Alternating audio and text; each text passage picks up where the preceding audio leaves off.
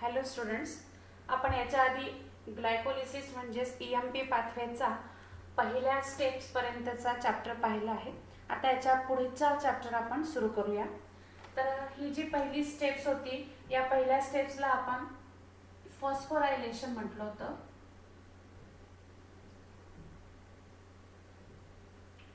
आता आपण पुढची स्टेप्स बघूया. पुढच्या स्टेप्सला आपण म्हणतोय आयसोमेरिझम. आयसोमेरिझम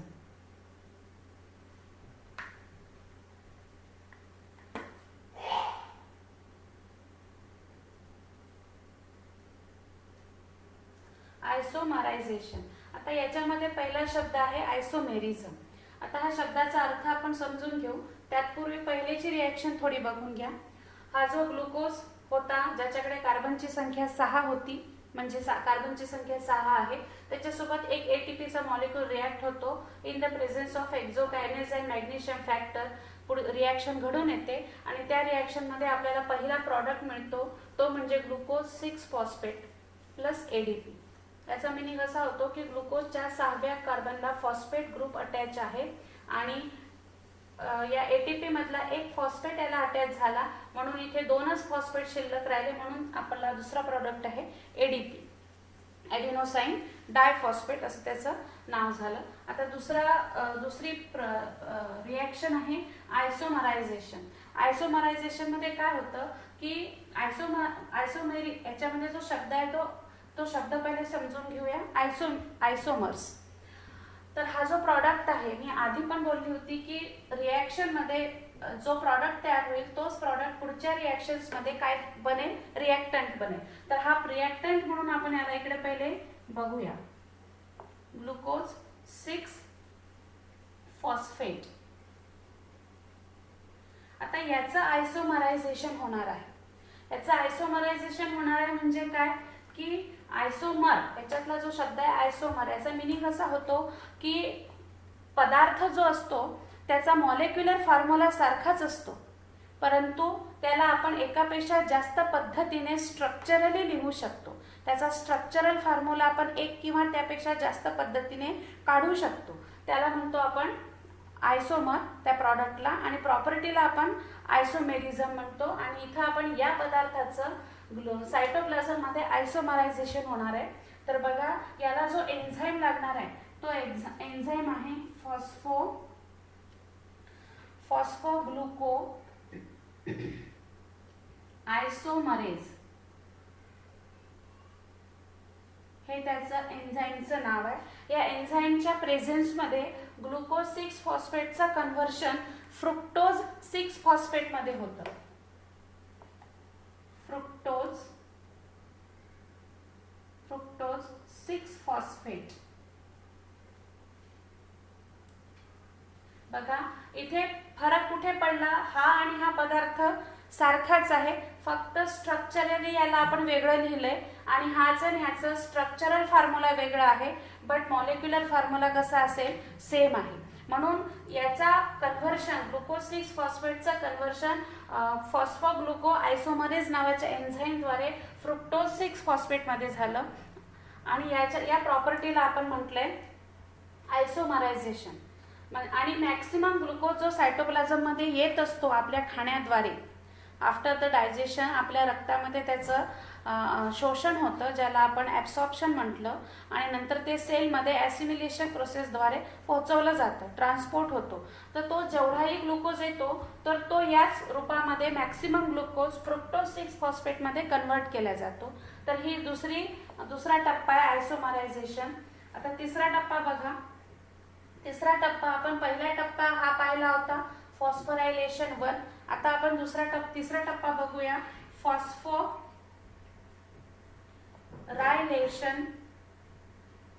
फॉस्फोरायलेशन 2 बघणार आहोत. मी ऑलरेडी बोलली होती की जेव्हा जेव्हा फॉस्फोरायलेशन येणार आहे तेव्हा एटीपी मॉलिक्यूल प्रॉडक्ट सोबत आपल्या रिॲक्ट होणार आहे. तर आपण हाच प्रॉडक्ट इकडे घेऊया, फ्रुक्टोज 6 फॉस्फेट कार्बनची संख्या 6 आणि रिॲक्शन मध्ये एटीपीचा पार्टिसिपेशन होणार आहे. एन्झाईम लागणार आहे याच्यासाठी आपल्याला फॉस्फोफ्रुक्टोकायनेज. एन्झाईमचे नाव आहे फॉस्फोफ्रुक्टोकायनेज. हे एन्झाईमचे नाव आहे. आणि इथे पुन्हा मॅग्नेशियम ॲज अ कोफॅक्टर म्हणून रिॲक्शनला मदत करणार आहे. So we will write here magnesium ion. आपला रिॲक्टंट आहे फ्रुक्टोज 6 फॉस्फेट प्लस एटीपी. या दोन रिॲक्टंट सोबत फॉस्फोफ्रुक्टोकायनेज नावाचा एन्झाईम रिॲक्ट होणार आहे आणि त्या मेन एन्झाईमला, हा मेजर एन्झाईम आहे, याला मदत करणार आहे मॅग्नेशियम कोफॅक्टर. तर ह्याचं मदत झाल्यानंतर ही कंप्लीट रिॲक्शन जेव्हा पूर्ण होईल त्यावेळेला जो पदार्थ तयार होणार आहे त्या पदार्थाचं नाव आपण इथे लिहूया. पदार्थ आहे फ्रुक्टोज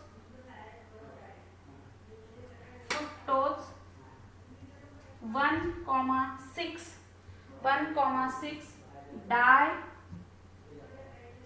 फॉस्फेट प्लस एडीपी. ठीक आहे. आता पदार्थ काय तयार झाला आपला?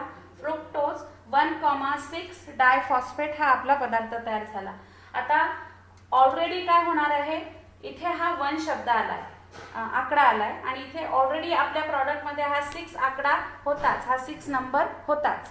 याचा मिनिंग असा होतो की फ्रुक्टोजच्या 6 नंबरच्या कार्बनला ऑलरेडी एक फॉस्फेट इथे अटॅच होताच, जो आपण ऑलरेडी पहिल्या रिएक्शन मध्ये पाहिलेला आहे की त्याच्या 6व्या कार्बनला एक फॉस्फेट अटॅच आहेच.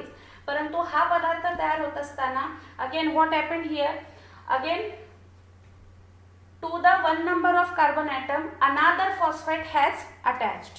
दुसऱ्या 1 नंबरच्या कार्बनला पण या एटीपी मधला एक फॉस्फेट अटॅच झाला आणि या एटीपी मधला एक फॉस्फेट या 1 नंबरच्या कार्बनला अटॅच झाल्यामुळे the ATP has converted into ADP because it has given its 1 phosphate to the fructose, the 1 number of carbon atom.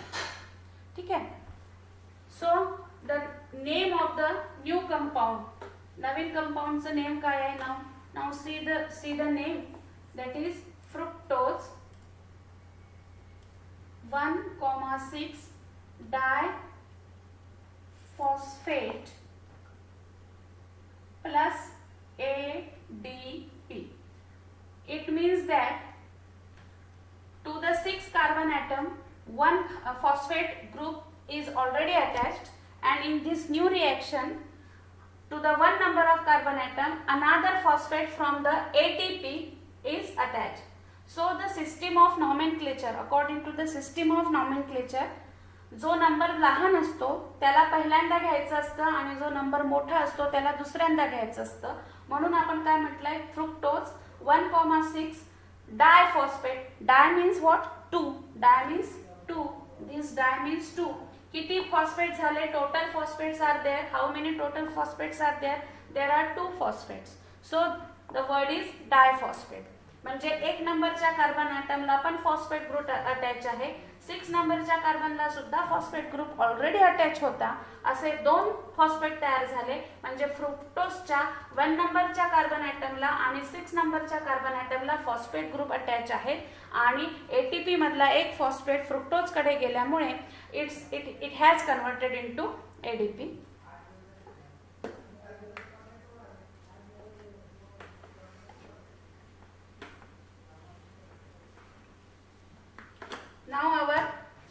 Now our fourth reaction, that is what?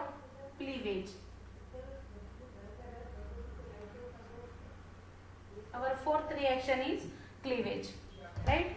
Now see the reaction. Our product is this fructose 1,6 diphosphate plus ADP, and again enzyme is there. What is that enzyme? Aldolase. Enzyme is aldolase. The enzyme is aldolase.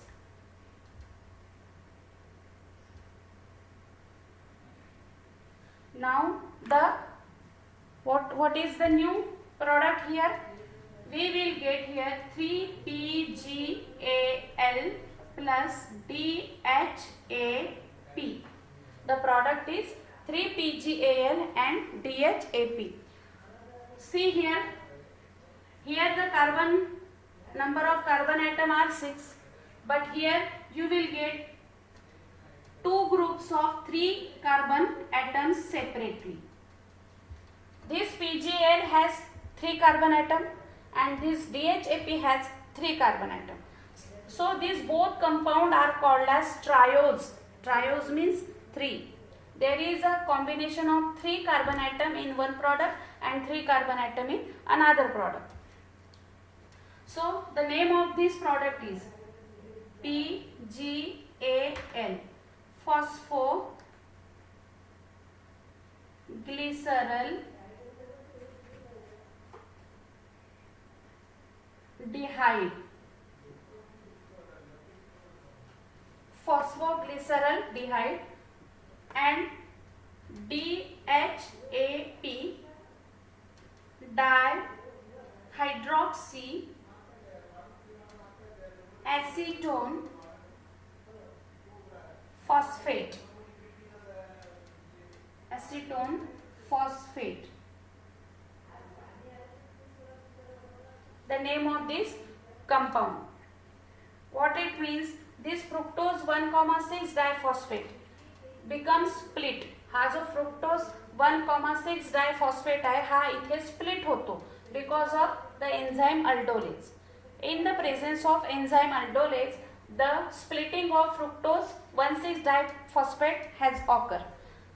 अल्डोलेसच्या presence मध्ये याचं splitting होतं आणि याचे breakdown झाल्यानंतर याचे दोन group तयार होतात दोन पदार्थाचे. Both the product consist of same number of carbon atom, that is 3 carbon atom to PGAL and 3 carbon atom to DHAP. So this formation of these two compound is called as triose of two compound. याला आपण म्हणतो दोन कंपाऊंडचं काय तयार झालं इथे triose of phosphate group इथे तुम्हाला बघायला मिळतो. नंतर बघा पुढची रिएक्शन बघूयात आपण 5th number of reaction. Again you will see the isomerization. Again see the isomerization. I have already explained the meaning of isomer and the property isomerization. See here, isomer means what? A compound which have same molecular formula but it can be written in different structural formula. That is molecular formula same असणार आहे पण त्याचा structural formula आपण एकापेक्षा जास्त पद्धतीने काढू शकतो त्याला आपण आयसोमरायझेशन म्हटलंय. आता हा जो ट्रायोज फॉस्फेट आहे इथे आपल्याला मिळाला this is triose phosphate one group and this is another triose phosphate group. तर याचा आपण आयसोमर बनवू शकतो. हे एकमेकांचे आयसोमर बनवू शकतात म्हणजे DHAP can be converted into PGAL and PGAL can be converted into DHAP. एकमेकांमध्ये त्यांचा आपण आयसोमरायझेशन करू शकतो. Means in simple language you can say that both this compound are interconvertible. ते एकमेकांमध्ये आपापसात चेंज होऊ शकतात. तर हे आपण असं करू शकतोय. तर पुढच्या रिएक्शन मध्ये काय होणार आहे की आपल्याला याची गरज पुढे लागते. सायटोप्लाझम मध्ये याची गरज आहे. ग्लायकोलिसिसच्या रिएक्शन्स मध्ये आपण हा टोटल जो चॅप्टर बघतोय हा जो कॉन्सेप्ट आहे ग्लायकोलिसिसचा आहे तर आपण DHAP ला कन्वर्ट करणार आहोत PGAL मध्ये. So in our next reaction we will see the conversion of DHAP into PGAL. So DHAP which having 3 carbon and see the name of the enzyme phosphotriose isomerase. This is the name of the enzyme and the product is obviously I have already told you that it will be 3PGAL. Now we have two groups of PGAL. Get it? It is already here and again we have converted DHAP into PGAL. Already इथे PgL आहेच आणि आता आपण या DHAPचं conversion कशात केलंय 3PgL मध्ये केलेलं आहे.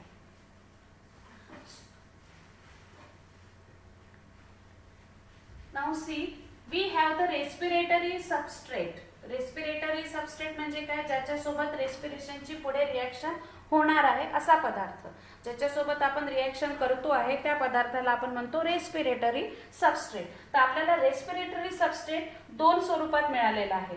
ते काय आहे, 2 PgL चे मॉलिक्युल्स आपल्याला इथे तयार झालेले मिळालेले आहेत. 2 molecules of 3PgL we have. Now our next, so here up to the 5th of the reaction we have completed our first part of the glycolysis. That was what? कोणता होता तो पहिला पार्ट? आपण त्याला म्हटलं होतं क्लीवेज. हा part होता तो आणि it was up to 1 step to 5th step of glycolysis. It was the cleavage part that was numbered as A. A नंबरने आपण त्याला क्लीवेज म्हटलं होतं आणि तो 1 ते 5 स्टेप पर्यंत होता, तो आपण इथे कंप्लीट केलाय. आता आपण आपला दुसरा पार्ट स्टार्ट करू. दुसरा पार्ट आहे B, that is oxidative and pay off oxidative and pay off phase. हा आपला दुसरा पार्ट आहे. याच्यामध्ये काय होणार आहे बघा, during this phase oxidation by removal of hydrogen. इथे काय होणार आहे, ऑक्सिडेशन होणार आहे या स्टेप मध्ये, या पुढच्या सगळ्या स्टेप्स मध्ये ऑक्सिडेशन. पण कसं ऑक्सिडेशन होणार आहे, ऑक्सिजन येणार नाही आहे याच्यात. याच्यामध्ये ऑक्सिडेशन होताना रिमूव्हल ऑफ हायड्रोजन. आपल्याला याच्यातून ज्या आपल्याकडे जे 2 मॉलिक्युल्स ऑफ 3PgL आहे त्याच्यामधून आपल्याला हायड्रोजन बाजूला करायचं आहे. जेव्हा जेव्हा या रिएक्शन्स मध्ये रिमूव्हल ऑफ हायड्रोजन होणार आहे तेव्हा तेव्हा समजायचं की ऑक्सिडेशन झाले. याच्या पुढे क्रेब्स सायकल येईल, त्याच्या पुढे इलेक्ट्रॉन ट्रान्सफर चेन रिएक्शन येईल, तेव्हा पण तुम्हाला रिमूव्हल ऑफ हायड्रोजन हा शब्द मिळेल. It means that there is oxidation by the process of removal of hydrogen and ATP generate होईल. आणि मग काय होईल, ATP जनरेशन. जेव्हा जेव्हा ATP जनरेशन होणार आहे means it is what, it is harvest of energy. Harvest of energy. आपण काय तयार करणार आहोत, एनर्जी तयार होणार आहे. आपला नियमच आहे की आपल्याला ग्लायकोलिसिसच्या या टप्प्यामध्ये 2 मॉलिक्युल्स ऑफ ATP बनवायचे आणि ते बनणार आहेत पुढच्या टप्प्यामध्ये. तर बघा आपण पुढचा टप्पा बघूया, that is B part and 6th reaction. पहिले 5 रिएक्शन आपण कंप्लीट केलं, आता ही 6वी reaction oxidation and phosphorylation. Oxidation होणार आहे आणि फॉस्फोरायलेशन होणार आहे. ऑक्सिडेशन होणार आहे म्हणजेच व्हॉट, आपल्याला हायड्रोजन रिमूव्ह करावं लागणार आहे. So see the reaction, we have PgAl, right. Our last product was this PgAl which having 3 carbon atoms plus H3PO4. this is phosphoric acid plus NAD. NAD चं कसं चालतं टोटल रिएक्शन्स मध्ये, glycolysis असेल, Krebs cycle असेल किंवा electron transport chain reaction असेल, याच्यामध्ये NAD चं कन्व्हर्शन NADH2 मध्ये होतं आणि परत NADH2 हा ब्रेकअप होतो, H2 बाजूला निघतो आणि वापस NAD येतो. तो परत सायटोप्लाझम मध्ये सोडून दिला जातो. कारण की आपल्याला NAD हा याचा आपल्याकडे खूप मोठा असा स्टॉक नाहीये की ज्याच्यातून आपण NAD सारखं वापरत राहू.